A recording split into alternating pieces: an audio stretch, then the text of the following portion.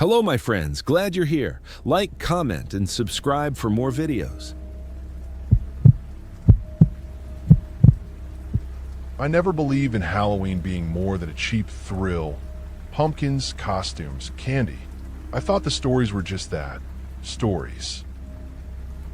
But that night, I learned that some stories are rooted in things you can't explain. Things that claw at your mind and leave marks you can't scrub away. I tried telling people what happened to me, but no one believes me. I don't even know if I believe myself anymore. It started innocently enough. I had just moved into a small town in Pennsylvania, a quiet place tucked between dense woods and rolling hills. I had rented a little old Victorian house at the edge of town. The realtor told me it had been empty for years. Perfect for someone looking for solitude, she said. I didn't realize at the time that the word solitude was a warning. The first week was normal. I unpacked boxes and even met a few neighbors. They warned me about the woods, just lighthearted tales, they said. Kids go missing every so often, and old-timers whisper about spirits, but that's just part of the town's charm. I laughed it off. Halloween night arrived with a crisp wind that rattled the windows of my old house. I decided to go for a walk, curious to see the town alive with children in costumes. But as I reached the edge of the woods, a chill settled over me that wasn't caused by the wind. There was a house, or what looked like a house, barely visible through the trees. Its windows were dark and the paint was peeling. I swear it hadn't been there before. Something about it drew me in. I thought maybe it was an old property I hadn't noticed, so I walked closer. The closer I got, the heavier the air felt. I could hear something faint, a scratching sound, like nails on wood. My stomach knotted. I hesitated, but the sound changed. It became a low, guttural voice whispering my name. Jamie. I dropped my candy bag.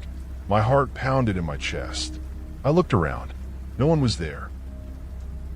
The town was swallowed by night. Only the house remained, dark and silent, but I could feel its eyes on me. Then the door creaked open. The air coming out of it was cold, wrong. It smelled of decay and something metallic like blood. I stepped inside. The house was empty, or at least it looked empty. The walls were lined with old photographs, all of children. Their eyes were dark holes, and their smiles were stretched too wide, unnatural. Then I saw it. On the floor, a small book bound in cracked leather.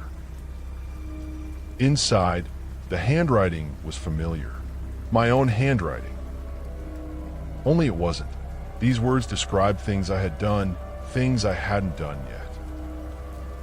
It fell open to a page that chilled me to the bone. It read, "Tonight, the children will come. You will watch. You cannot leave. You will scream, but no one will hear." The floor beneath me groaned. Shadows stretched along the walls, twisting and writhing. I tried to back away, but the door slammed shut. I was trapped. My flashlight flickered and died. The room was pitch black. Then I heard them. Footsteps. Hundreds of them, soft, deliberate, moving closer.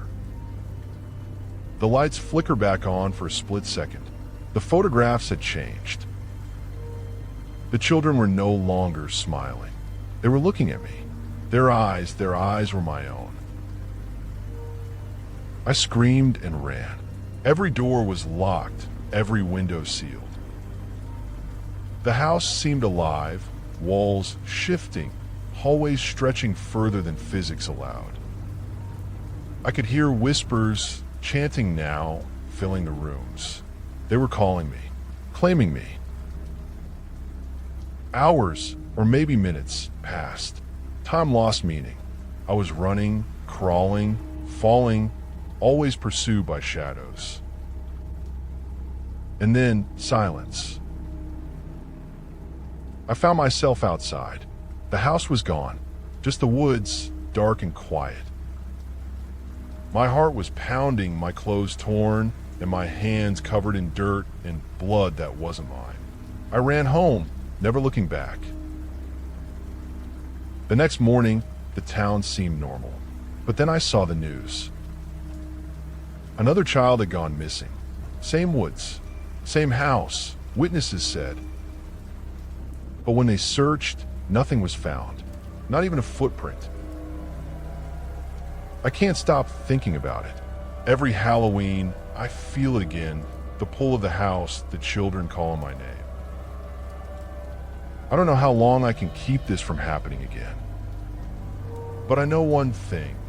Next Halloween, it will come for me again. And maybe this time, I won't get out.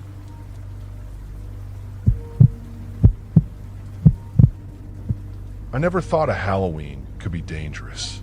I'd spent years celebrating it like everyone else. Costumes, candy, cheap thrills. But that night changed everything. It started with an invitation I didn't expect. I had just moved to a small town in Ohio, a place that seemed picturesque from the outside. Tree-lined streets, kids running around, leaves crunching underfoot. I was trying to make friends, trying to settle in, but everything still felt foreign. The invitation came in the form of a small, black envelope sealed with wax. No name, no return address, just my own handwriting scrawled across the front. I don't know why I opened it, but something made me curious. Inside was a single card. Come to the carnival tonight. Find me where the shadows gather. You will see what others cannot. Midnight Forest Glen. I laughed nervously at first. Forest Glen was the old part of town, where the woods got thick and the streetlights were scarce. A carnival? On Halloween? Strange, but intriguing. I told myself it was probably some elaborate prank. Still, I felt an odd pull, like the card was a key to something I couldn't resist. By the time I reached the woods, the town's festivities were winding down. I parked at the edge of the trees and looked for signs of the carnival. At first, there was nothing. Then I saw lights flickering deeper in the forest. Faint, amber bulbs strung between trees, illuminating tents that hadn't been there earlier. Music drifted on the air, a warped, carnival tune that made my skin crawl. I walked cautiously toward the glow. The closer I got, the heavier the air felt. Then I saw them, figures, pale and thin, wearing old-fashioned carnival costumes. Their faces were hidden behind masks, but their eyes glimmered unnaturally. One of them stepped forward and spoke, though their lips didn't move. "You found us." I stepped back, my voice caught in my throat. Who are you?" The figure tilted its head, a motion so unnatural I shivered. "We're the forgotten, the ones who stay behind." Suddenly, the carnival around me seemed to shift. The tents elongated into impossible angles. The lights stretched into the treetops, and the music warped into something discordant and horrifying. I felt something brush against my shoulder. A hand, pale and icy, but when I looked, no one was there. Panic surged through me. Shadows began to slither across the ground, forming shapes that were vaguely human, yet completely wrong. And then I heard laughter. Children laughing, but not the joyful kind. This was hollow, echoing through the trees. One by one, the figures emerged, their masks falling away to reveal faces that were mine. My face, twisted, grinning, hollow-eyed. One of the doppelgangers reached out, fingers grazing my skin. The moment it touched me, the world shifted. I was floating above the carnival, looking down. Every figure below was pointing at me, their mouths moving in silent accusation. My own reflection stared back from the lantern light, mouthing words I couldn't hear. I don't remember how long I drifted like that. Eventually, I landed back on the ground, but I was in my bedroom. I told myself it was a nightmare, but then I saw it.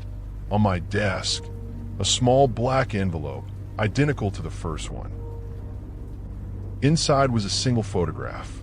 It was me, sleeping, but my eyes in the photo were hollow, black pits.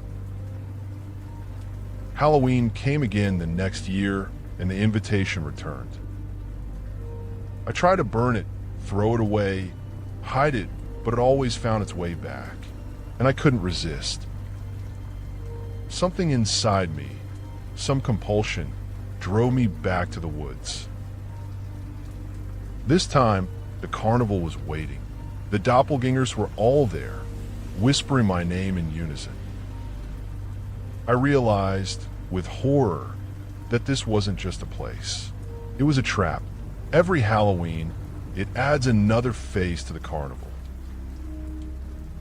I tried to run, but the forest had changed.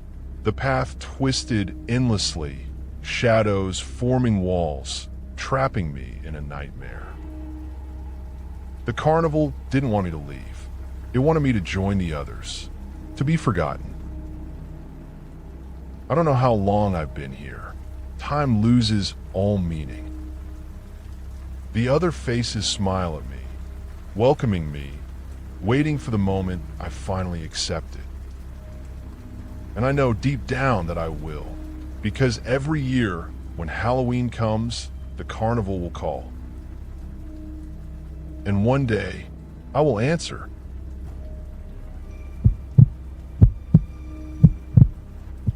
I never expected Halloween to feel like a trap.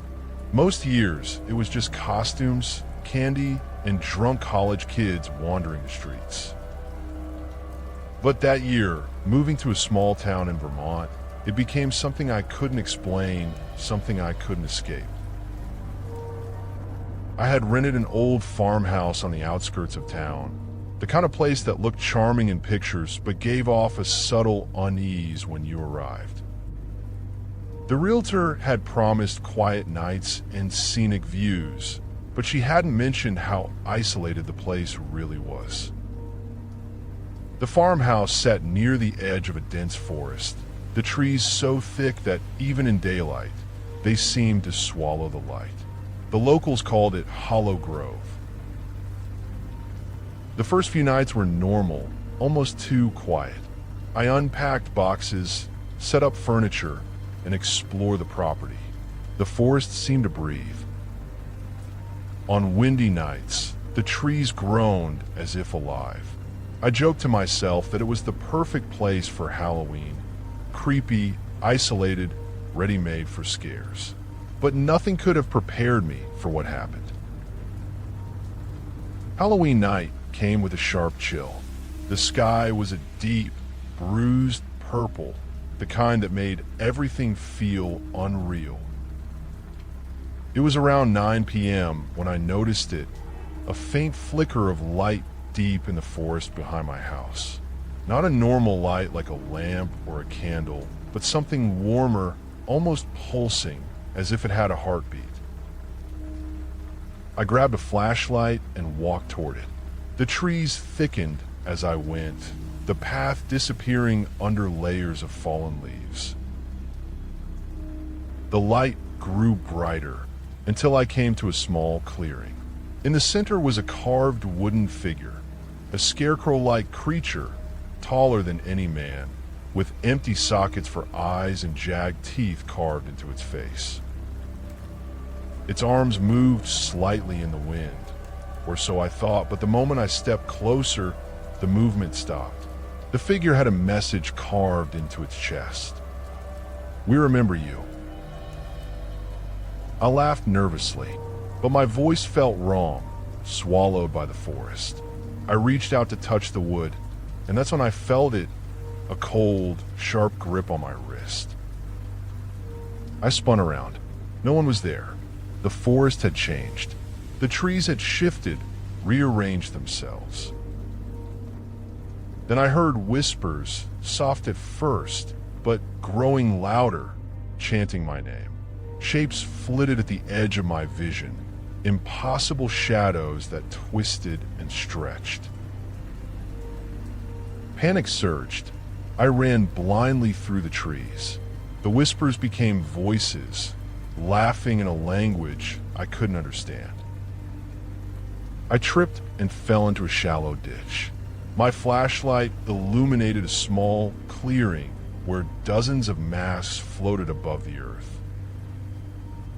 Each mask was a child's face, frozen in horror, mouth open in a scream that no one else could hear. One mask turned toward me. Its eyes, dark, hollow, unblinking, stared straight through me. I froze. The mask dropped from the air, spinning toward me like a boomerang. I screamed and ran again, deeper into the forest. The whispers became a voice that I recognized. My own, but it wasn't me speaking. "Join us," it said. "We've been waiting." I realized with a rising dread that the masks weren't just masks. They were former visitors, people who had been claimed by something. I collapsed near a stream and saw the reflection in the water. Not mine. The reflection had a wide, toothy grin that I had never given. Figures emerged from the trees, wearing my face, my expressions frozen in terror. They reached for me. The forest floor rippled as if alive, roots twisting into hands, grasping at my ankles. I kicked and screamed, finally breaking free, running toward the edge of the woods. When I reached the road, the lights of town appeared. I collapsed onto the asphalt. I returned home, but the terror didn't stop. When I looked in a mirror, my reflection moved differently than I did, bold, grinning when I did not. I tried to leave the town, but the highway seemed to loop back to Hollow Grove. No matter which direction I drove, the same forest appeared. Halloween arrived again the following year. I received a package. Inside was a mask. My mask. Identical to my face, frozen in terror. I touched it and felt a pulse, as if it had a heartbeat. I tried to burn it, but it always returned, sitting on my doorstep, waiting. Hollow Grove doesn't just take people, it marks them. Every Halloween, it calls. I hear the faint rustle of leaves that isn't the wind. I know the truth. Hollow Grove is patient. The last Halloween, it will come and I will answer.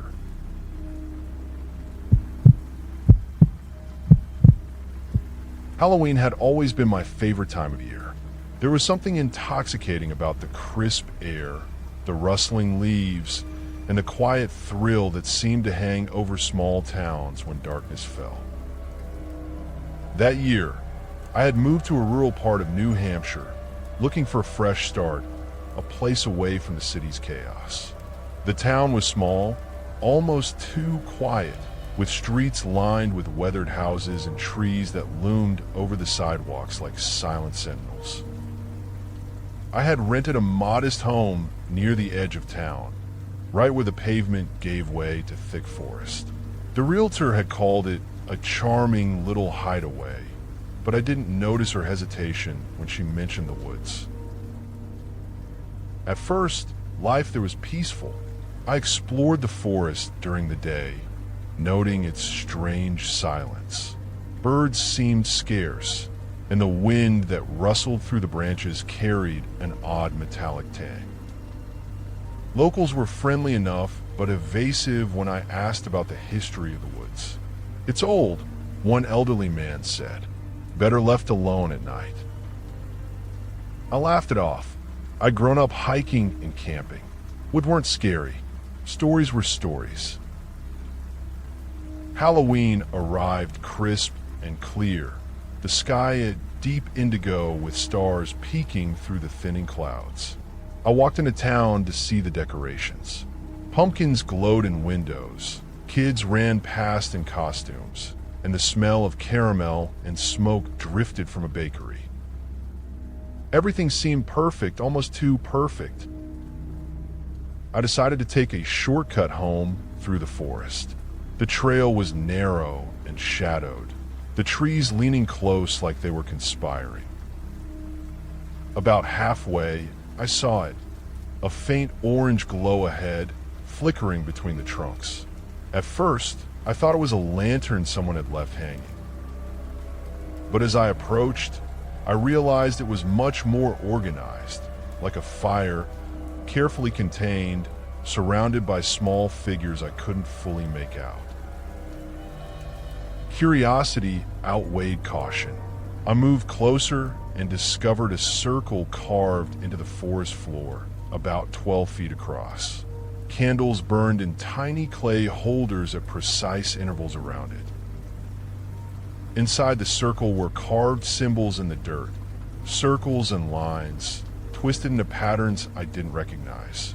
In the center sat a small pumpkin, perfectly round, its skin blackened and cracked. I could feel the air around it thicken, the wind ceasing as I stepped closer. Then I heard it, a soft whisper, almost indistinguishable from a breeze. "You shouldn't be here." I froze. My rational mind told me it was just the wind. But the whisper came again, clearer this time, almost melodic, calling my name. "Ethan, Ethan." My pulse raced. The forest around me seemed to darken, the trees bending slightly inward, blocking the moonlight. I turned to leave, but the path behind me had disappeared. The trail I had walked was gone, replaced by an impenetrable wall of trees. Panic set in. I tried shouting, hoping someone would hear me, but the forest swallowed my voice. The glow from the circle flickered and danced, drawing my eyes back to it. A figure appeared, tall, thin, dressed in tattered clothing that seemed to shimmer in the candlelight. Its face was obscured by a mask, smooth and white, with no features beyond hollow black eyes. I wanted to run, but my legs refused. The figure raised its hand, pointing toward the circle. I didn't know why, but I obeyed. My feet carried me into the circle despite every instinct screaming at me to leave. As soon as I stepped inside, the candles flared, the symbols on the ground glowing faintly. A chill ran down my spine, my vision blurred, and for a moment, the forest disappeared. I found myself standing in a hallway. Endless walls, painted black, stretching as far as I could see. The smell of decay and rust was thick in the air. Whispers echoed from unseen corners, voices repeating my name in layers, faster and faster until it became a scream. I stumbled forward. Every step I took made the walls ripple, as if the hallway itself was breathing. Suddenly, a door appeared in front of me, black, ancient wood, with scratches that formed shapes like hands reaching out. Against my better judgment, I opened it. Inside was a room that defied reason. The floor was covered with mirrors, all cracked and warped. My reflection appeared in each one, but subtly wrong. Smiles too wide, eyes black and empty, shadows lingering behind me that moved independently. Then I noticed the floor beneath the mirrors. There were names etched into the wood, hundreds of them, all scratched deep, like they were trying to escape. I leaned closer. One aim was mine. My blood ran cold. It was fresh. A voice spoke from the corner, soft but firm. "You're next." I spun, but there was no one there. Only shadows, stretching across the mirrors, forming faces I recognized. People from town, faces from the woods, children who had gone missing years ago. Their eyes were wide, pleading, terrified. I felt a pull in my chest, like the air itself was trying to drag me toward the mirrors. I tried to scream, tried to back away, but the mirrors rippled like water. One by one, hands reached out from the cracks, grabbing at me, pulling, dragging. I fought with all my strength, ripping and clawing at the glass, feeling splinters dig into my palms. One hand caught my arm. It was icy, impossible, and when I looked into its empty sleeve, I saw my own face staring back, smiling. Everything shifted. I was no longer in the room, but in the forest. The circle was gone. The moon hung low in the sky. I stumbled to my feet, gasping. For a moment, I thought I had escaped. Then I heard laughter, children laughing, faint and warped. I turned to run toward the lights of town, but every path led back into the woods. Every tree seemed the same, the forest stretching endlessly. I was trapped. Days passed, or perhaps weeks. I lost all sense of time. Food, water, sleep became secondary to survival. The forest itself seemed alive, watching, whispering, closing in and opening at will. Figures emerged at the edge of my vision, fleeting glimpses of tattered masks and hollow eyes. Sometimes I saw them standing behind me, only to vanish when I turned. I realized I wasn't alone in the forest. Others had been trapped before me, their whispers blending with mine in a chorus of terror. Occasionally, I caught glimpses of them through the trees, shadows that mimicked my movements, wearing my face, smiling as I panicked. I don't know how I survived, but I found a small stream. Drinking from it seemed to give me clarity. The forest pull weakened slightly, allowing me to move, to think. I discovered the truth. Hollow Grove, as the locals called it, wasn't a forest at all. It was a living entity, feeding on fear, trapping souls on Halloween night, adding their faces to its collection. I wasn't the first to be drawn here, and I would not be the last. The next Halloween, I saw the edge of the forest again. From the road, the trees looked normal, innocuous. But I knew better. I could feel it reaching for me, calling. I wanted to warn others, but I couldn't. Every story I told was dismissed as imagination, hysteria. The townsfolk smiled, nodded, and ignored me. They never remembered the missing children, the vanishings, the disappearances. Hollow Grove erased them from memory, from reality. I've tried to leave the town, move far away, but somehow the roads always circle back. The forest waits, patient, hungry, and every year Halloween returns. I can feel it in the air, in the wind, in the way shadows stretch longer as the sun sets. And I know one thing with absolute certainty. One day, it will take me completely. Until then, I walk the edge of the trees, hoping the sun will rise before the shadows reach me, hoping that this Halloween is not the one it's been waiting for. But deep down, I know that it is patient. Hollow Grove always waits. And when it finally calls, I will answer.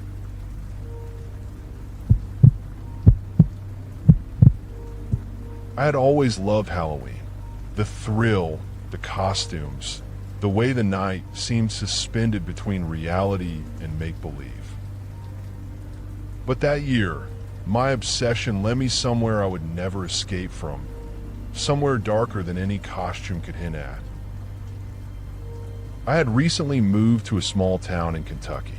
The streets were narrow, and the townsfolk carried a strange caution that I didn't understand. I had rented a small, creaky house right where the pavement faded into dense woods. It was perfect for privacy, or so I thought. In the weeks leading up to Halloween, I noticed odd things. Shadows that moved when there was no light. Whispers when the wind was still. My cat would hiss at corners of empty rooms and dart away. I laughed it off, but there was a gnawing unease I couldn't shake. Halloween night came, crisp and cool.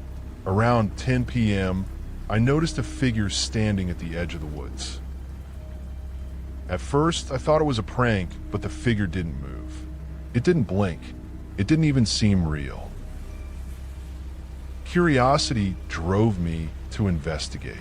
As I got closer, I realized it was a man wearing a mask that looked like a melting human face. But the mask wasn't a costume. It moved with his expression, stretching and warping in impossible ways. I took a step back. Before I could turn, he pointed at me. A cold wind swept through the yard. Then I heard it, a sound that didn't belong to any animal. A low, guttural whisper. Come. I froze. My legs moved of their own accord, dragging me toward the woods. The whispering grew louder, hundreds of people murmuring in unison. I entered the tree line, and the world changed. The forest was alive, not in a normal sense, but as if the trees themselves were conscious. Branches reached for me, tangling my hair, scratching my arms. The whispering followed, mocking me, promising things I instinctively feared. I stumbled into a clearing. In the center stood a dilapidated carnival.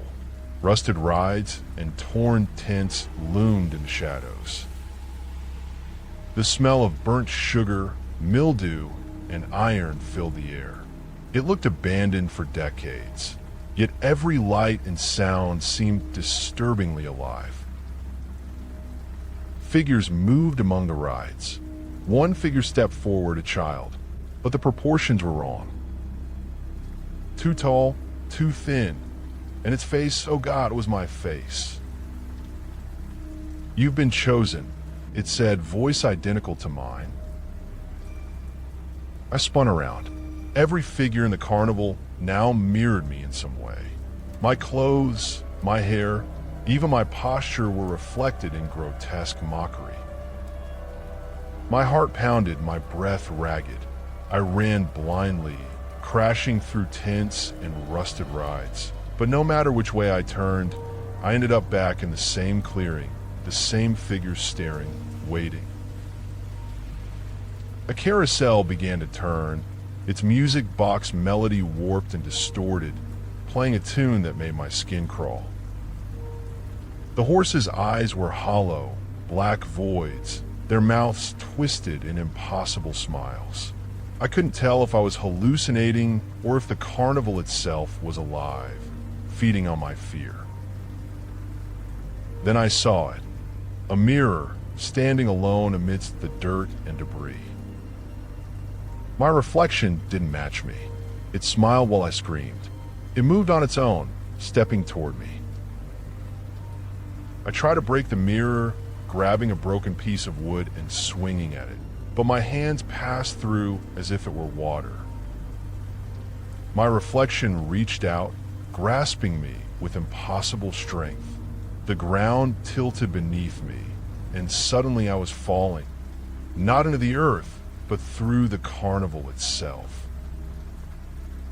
Time twisted.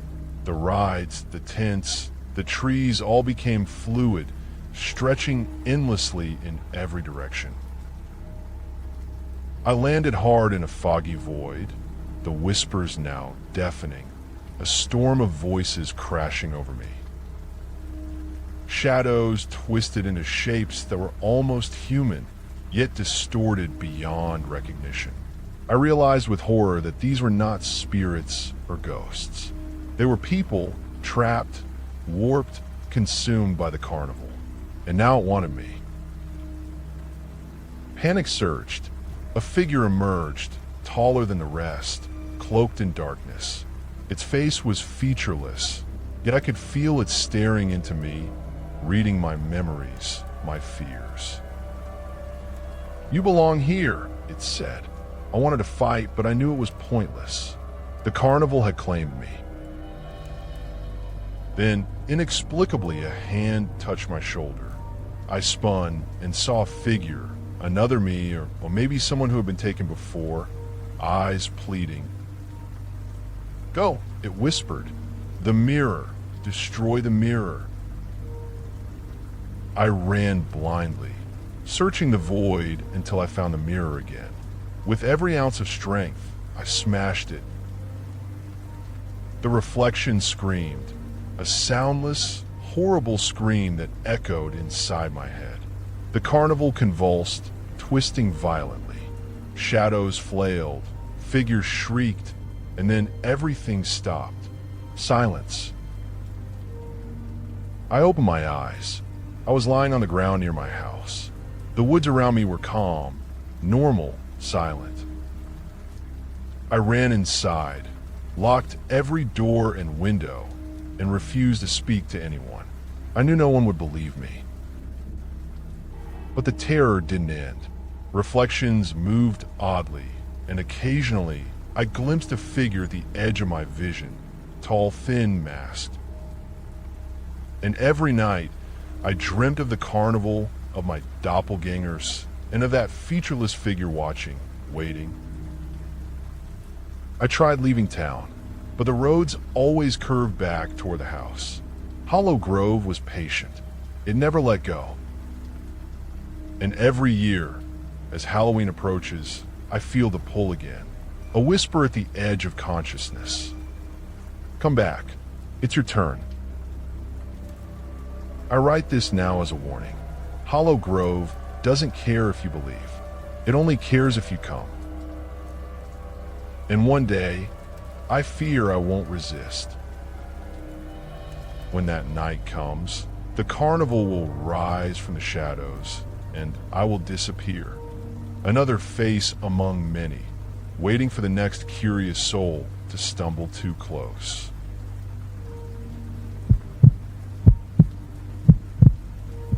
I had never really believed in the supernatural. Halloween, to me, had always been about candy, costumes, and cheap scares. But that year, something happened that changed everything I thought I knew. I had recently moved to a small town in rural Michigan. It was the kind of place where everyone knew everyone else, and the streets were lined with old houses whose paint peeled like curling leaves. I rented a home right at the edge of a forest called Ravenwood. The locals never volunteered why. They'd only give me cryptic warnings. The forest, it has a way of finding people. I laughed, thinking they were being overly dramatic. The week leading up to Halloween was unseasonably cold. The wind carried a sharp, metallic scent. It didn't feel like fall. It felt like the air itself was watching me. On the night of Halloween, I decided to take a walk through the forest. I liked the solitude. At first, the forest was quiet, but as I walked deeper, I realized the path had changed. Trees I remembered weren't there. The shadows stretched in unnatural ways, reaching for me without moving. Then I saw it, a house, small, old, with smoke curling from a chimney that shouldn't even have had a fire. I hadn't noticed it before, A strange compulsion drew me closer. When I stepped onto the porch, the air smelled like burned sugar and decayed leaves. The door creaked open. I swear I didn't touch it. Inside, dust covered every surface. But the most unsettling part was the mirror on the far wall. A full-length mirror, cracked in several places, reflecting a version of me that didn't move when I did. I froze. The reflection smiled at me, slowly. My mouth stayed shut, but the figure in the mirror grinned wide enough to split its face. I stumbled backward, and the reflection vanished. The house seemed to breathe. The floorboards groaned as if something were pacing above me. I wanted to leave. I ran to the door, but it wouldn't budge. Then the whispering began, soft at first, but it grew louder, circling around me. Voices, hundreds of them, calling my name. I backed into a corner. Doors appeared where there were none. A staircase led downward into darkness. I had no choice but to descend. Every step creaked. Shadows flickered along the walls, forming shapes I couldn't identify. At the bottom, I found a hallway lined with doors. Each door was slightly ajar, and inside, I glimpsed scenes from my own past, my most intimate fears on display. I realized with horror that the house knew me. I wanted to turn back, but the hallway had grown impossibly long. Doors multiplied, stretching into darkness. I could hear footsteps behind me, soft, deliberate, echoing in rhythm with my heartbeat. I dare not look. The whispers became words. "You belong to us," they said.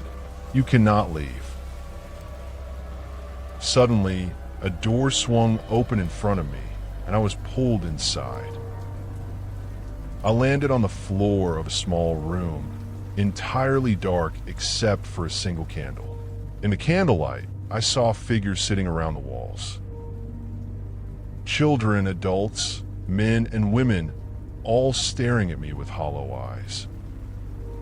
I recognized some faces from town, people I had passed on the streets. Others were strangers, their expressions blank, empty. The figure at the center rose, tall, thin, with skin pale enough to reflect the candlelight. Its face was obscured by a mask, cracked like old porcelain. It reached out a hand, and I felt a pull, as if gravity itself had shifted. I was drawn toward it. The whispers became screaming. I felt myself bending, my body reshaping, twisting unnaturally as if the house were trying to absorb me. I struggled, but it was no use. My reflection in the mirror from before appeared in the candlelight. It moved independently, stepping closer to me, grinning, mocking. I realized the truth. The house wanted to replace me, to trap my consciousness here, leaving a hollow shell in the real world. Desperate, I grabbed the candle and hurled it at the mirror. It shattered, and the world erupted in chaos. Shadows writhed, walls twisted, screams echoed in every direction. I felt myself falling, spinning, pulled through a tunnel of darkness. When I landed, I was outside my house. The forest was normal, the sky clear. I thought I had escaped, but then I noticed something on the porch, a mask. It was my face, blank, expressionless, waiting. I picked it up, and in the reflection of the glass door, I saw myself smiling. But it wasn't me. In the weeks that followed, strange things happened. Objects moved on their own. Shadows lingered. I could feel eyes watching me from corners, reflections in mirrors that didn't match my movements. I tried to leave the town, but no matter the road I took, I ended up back at my house. Ravenwood didn't let go. It waited. I have learned to accept it. There is no escape, only resistance. The next Halloween will come, and when it does, I will be drawn back. And if I fail to resist, my place in the world will be filled by a hollow copy, a reflection waiting for the next curious soul. I write this now, knowing it may be the last time I speak freely. Never wander into the woods on Halloween night. Never follow lights that shouldn't exist. Because some houses are alive and some forests remember. And if you're foolish enough to enter, it will be your turn.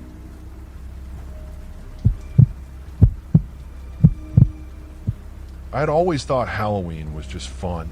The thrill of costumes, pumpkins, and candy had been enough for me my whole life. But that year, after I moved to a small town in rural Pennsylvania, Halloween became something darker, something that would haunt me forever. I had rented a small farmhouse at the edge of town, on the border of dense woods that the locals avoided after dark. Everyone in town was polite but wary. "Don't go near the woods after sunset," an elderly neighbor had said. I laughed. I had grown up in the country. Forests didn't scare me.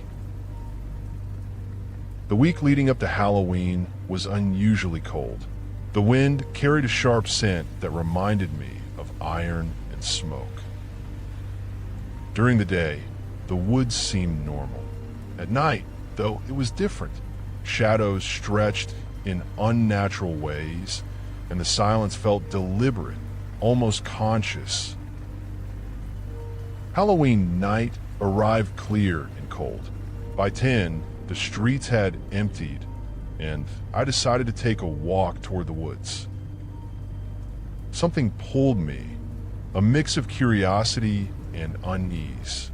As soon as I entered the trees, everything changed. The forest seemed thicker, darker, as though it had grown overnight. Branches reached out like fingers, brushing my face. The path I had followed before was gone. Then I saw it, a light, faint, flickering, orange like a lantern suspended in the distance. I emerged into a small clearing. In the center stood a shack I had never seen before, leaning and rotted.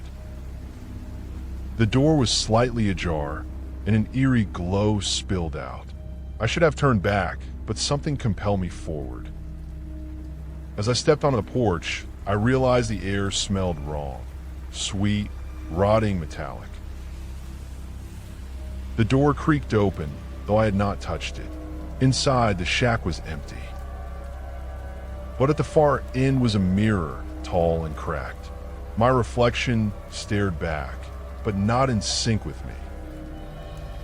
It smiled when I did not, tilted its head, and beckoned with a hand I did not raise. Fear froze me in place. The reflection's grin widened. Then I felt it, a cold pressure in the room, like the walls themselves were closing in. Whispers filled the air, soft at first, then sharper.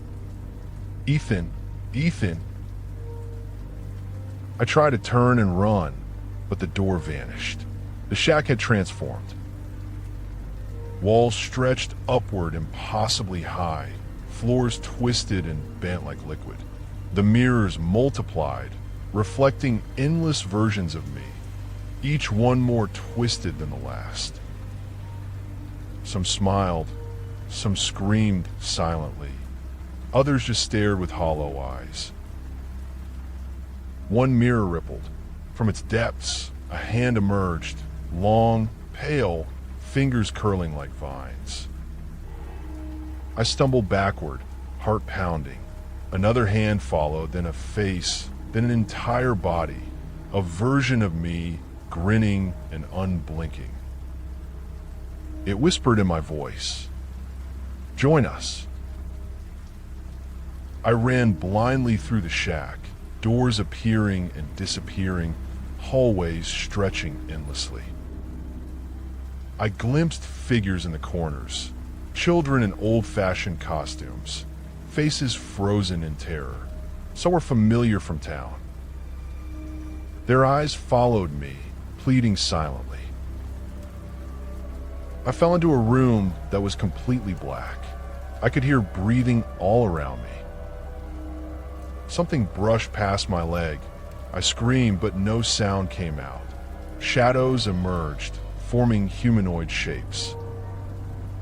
One step close, tall, thin, with no face, just a smooth white mask.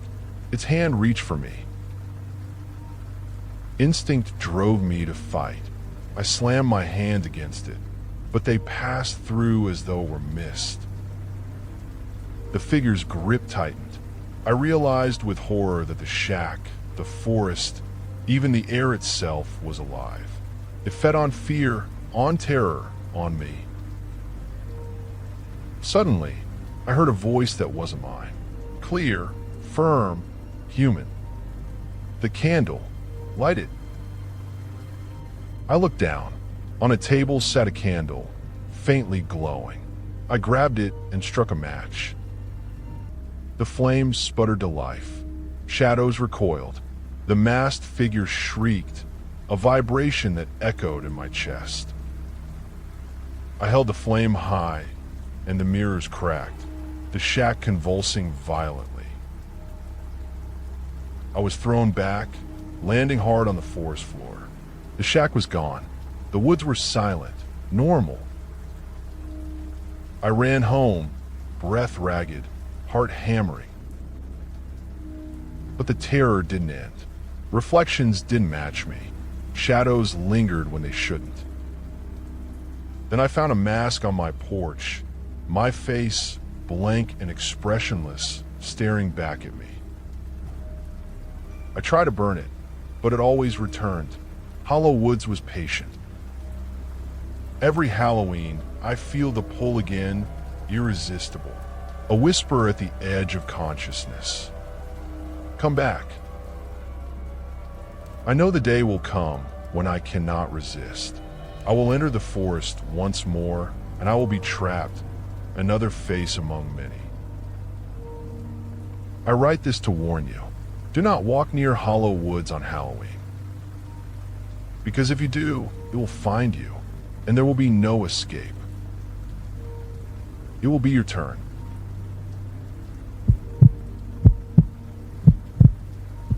I never liked small towns. They were too quiet, too predictable. But when work forced me to relocate to northern Ohio, I had no choice. My house sat at the end of a long, winding road, far from the neighbors. I thought I could enjoy my privacy. Halloween was approaching, and the town was alive with jack-o'-lanterns. I watched from my porch until the street grew empty, and a silence settled in that felt wrong. That was when I noticed a figure in the cornfield behind my house. It was tall, thin, and dressed in tattered clothing, like a scarecrow left to rot. Its face was unnaturally pale, and the eyes were black voids. It tilted its head, examining me. My instinct screamed to run, but something compelled me to follow it toward the woods. The cornfield was dense, the stalks scratching my skin. The moon had vanished, and the darkness pressed in. I could hear footsteps not my own, echoing in rhythm with mine. When I turned, the figure had vanished. The forest seemed to shift, rearranging the trees to make the path look impossibly long. I reached a clearing. In the center was a tree unlike any I had ever seen. Its bark was black and gnarled. Hanging from its branches were clothing, toys, masks, and then I saw them. Faces, not carved, but actual human faces, pale and frozen in terror. Eyes wide open, mouths agape and screams no one could hear. The ground beneath me felt alive, pulsing. Whispers filled the air, rising to a chorus. Ethan, Ethan, come to us. I tried to run, but the trees moved closer, blocking the way. Shadows stretched toward me, grasping at my clothes. Figures emerged from the darkness, children and adults with hollow eyes, moving like puppets pulled by invisible strings.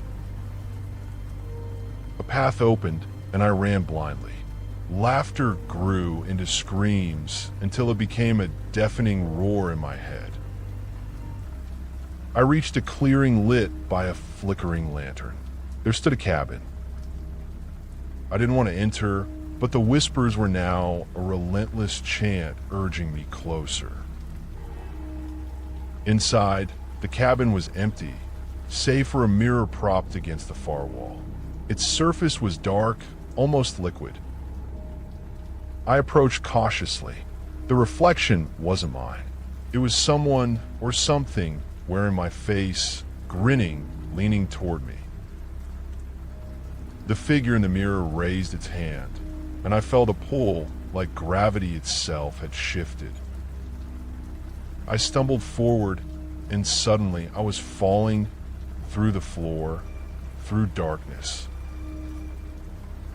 I landed in a vast space that defied all logic. The sky above was black, yet stars I didn't recognize shimmered in impossible patterns. The ground was uneven, as if stitched together from countless fragments. Figures walked the distance, each one a mirror of someone I had known, or perhaps a version of me. I realized with horror that this place was alive. The forest, the cabin, the mirror, they were all conduits, feeding on fear, collecting souls like toys. And now it wanted me.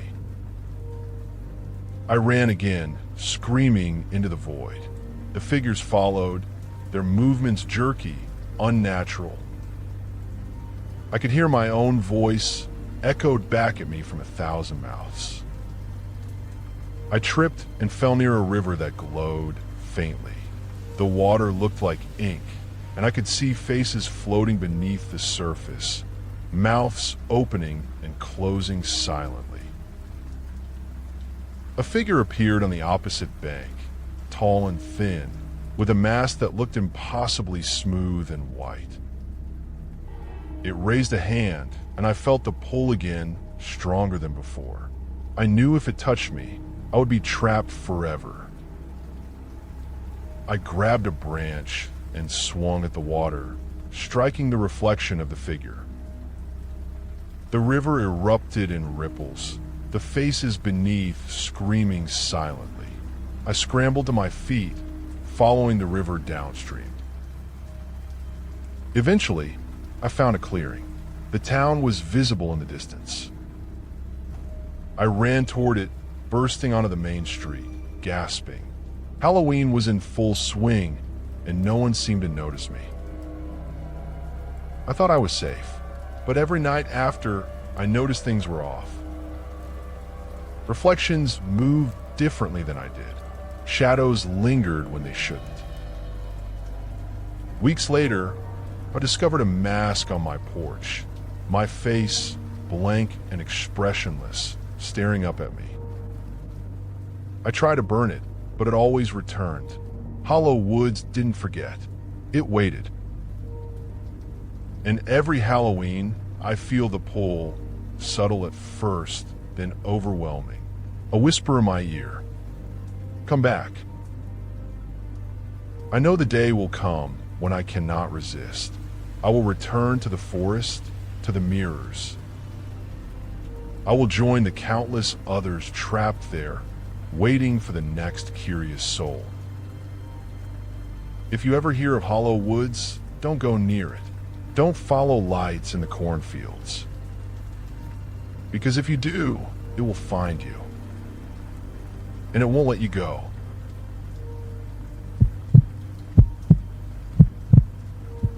I had always loved Halloween. The way the air turned crisp and the shadows stretched unnaturally long thrilled me. When I moved to a small town in Vermont, I thought I had found the perfect place to celebrate. But that year, Halloween became a nightmare that still haunts me. I had rented a small house close to a stretch of woods locals called Black Hollow. The woods they remember, they warned. I laughed it off. Superstitions, I thought. I had grown up in the country. Forest didn't scare me. The week before Halloween, I noticed strange things. Shadows moved at the edge of my vision. Whispers I couldn't place. My cat hissed at corners of empty rooms. Doors I was sure I had closed were left ajar.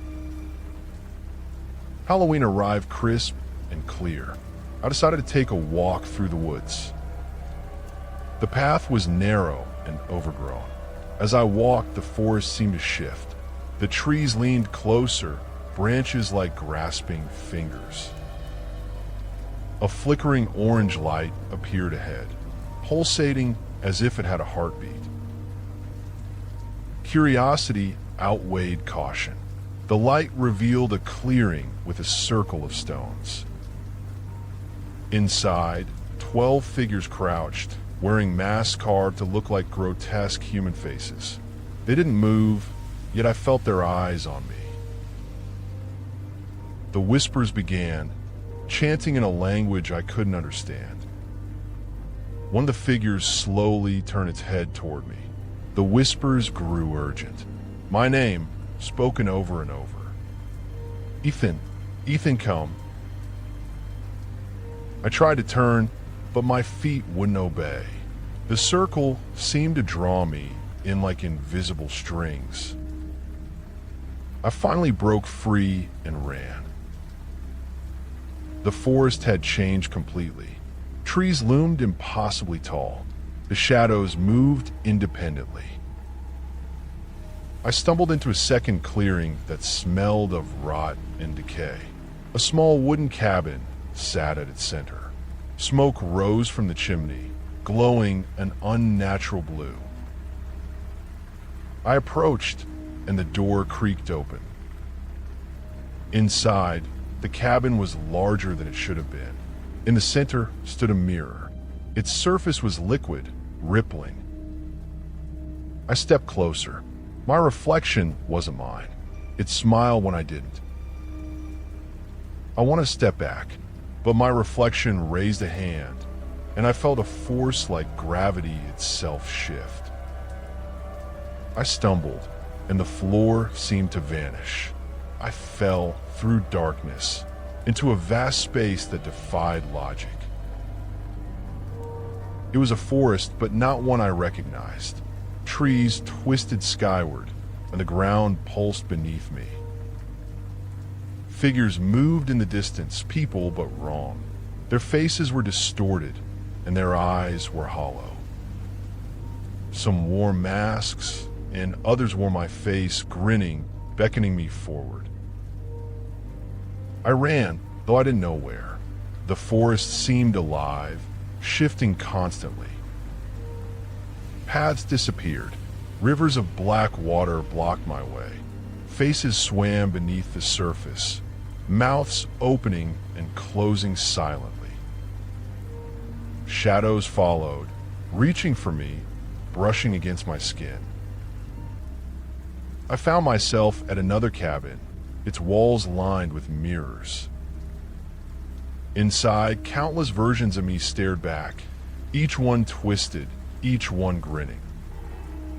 The largest mirror rippled, and my reflection stepped out. It moved independently, advancing toward me. I stumbled back, and the reflection raised a hand. I felt the pull again, stronger than before. A voice whispered. The candle lighted. I saw a candle faintly glowing on a table covered in dust. I struck a match. The flame caught. The mirrors cracked. The forest convulsed, and the shadows screamed, a sound that existed only in my mind. The reflection shrieked, its grin widening until it stretched impossibly across its face. I awoke on the forest floor. The cabin and the shadows were gone. I ran home, breathless, heart hammering. I thought I had escaped. But I hadn't. That night, I noticed shadows lingering in corners. Reflections in mirrors didn't match my movements. Whispers in the dark called my name. A mask appeared on my porch, my face blank and expressionless.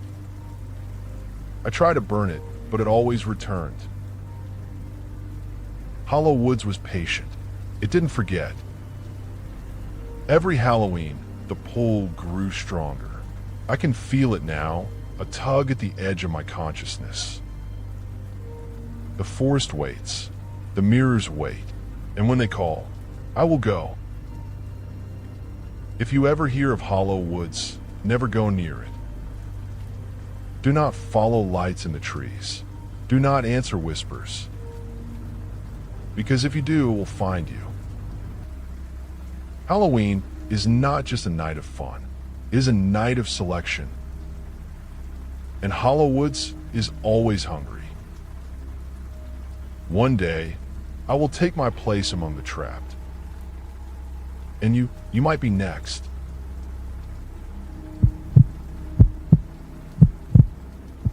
I had always loved Halloween. Even as a kid, there was something magical about the way the air felt that night, the way darkness seemed to thicken. But that year, Halloween became something I'll never forget, something that changed me. I had recently moved to a town in western Pennsylvania, tucked between hills and thick forest. My house was just a few yards from the edge of the trees locals called Black Hollow. Everyone avoided it after dark, but I was new, and I thought of it as a scenic shortcut. The week leading up to Halloween, I noticed odd things. Shadows lingered longer than they should. Leaves rustled when the wind was still. At night, I thought I heard whispering, distant voices murmur my name. My cat hissed at corners where nothing seemed to be. Halloween night arrived crisp and clear. By 10 o'clock, most of the revelers had gone home. I decided to take a walk toward the forest, enjoying the quiet. The path into Black Hollow was narrow. The deeper I went, the stranger it became. Branches like fingers brushed my shoulders. Then I saw the lights, flickering orange like torches, but there was no source. I followed them to a clearing. In its center was a circle of stones. Around the circle, figures crouched in tattered cloaks, wearing masks of grotesquely exaggerated human faces. Then the whispers began. Ethan, come closer. My heart raced. I tried to retreat, but my feet refused to obey. The circle pulled me in, the air pressing against my chest. A figure rose, tall and thin, its head cocked unnaturally. I understood then it wasn't human. Panic surged, and I finally broke free, sprinting blindly into the forest. The woods changed. Paths twisted impossibly. Every turn led me deeper until I stumbled into a second clearing. There was a cabin, small and crooked. Its door opened before I could touch it. Inside, the cabin was larger than it should have been. In the center stood a mirror, tall and black, rippling like liquid. My reflection smiled when I didn't, tilting its head as if mocking me.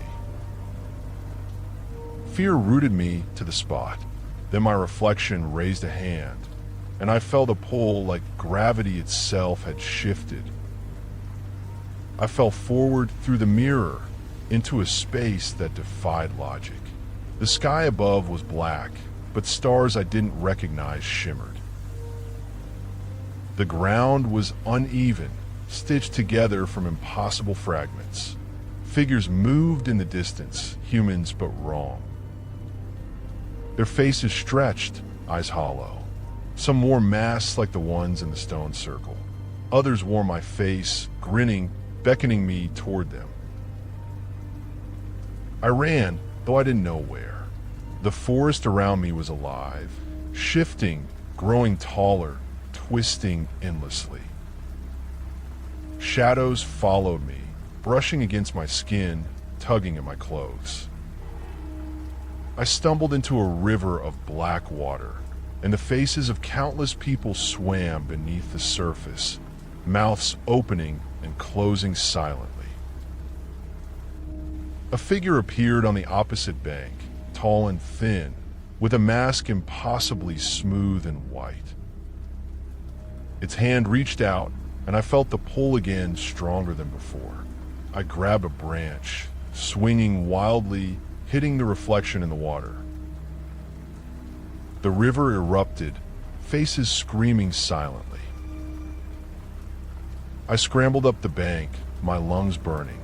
Then I saw it, a second cabin, larger, surrounded by mirrors, each one reflecting twisted versions of me. The largest mirror rippled, and my reflection stepped out. It moved independently, advancing toward me. I noticed a candle on a dusty table. A voice not mine whispered, "Light it." Desperation gave me courage. I struck a match. The flame flickered to life. Shadows recoiled. Mirrors cracked. The reflection screamed. A soundless, horrible scream that echoed inside my head. I was thrown backward, landing hard on the forest floor. I woke to normal trees, moonlight spilling through leaves. The cabin, the shadows, the mirrors, they were gone. I ran home, gasping, thinking I had escaped. But I hadn't. Shadows lingered in corners. Reflections didn't match my movements. Whispers haunted the edges of my vision. On my porch appeared a mask, my face blank and expressionless. I tried to destroy it, burn it, throw it into the river. Each time it returned. Hollow Woods waits patiently. Every Halloween, the pull grows stronger, the whispers louder. I feel it now, even as I write this. One day, I will be unable to resist. If you ever hear of Hollow Woods, never go near it. Never follow lights that shouldn't exist. Because if you do, it will find you, and there will be no escape. Halloween isn't just a night of fun, it's a night of selection. And Hollow Woods is always hungry. Drop a like if you made it to the end.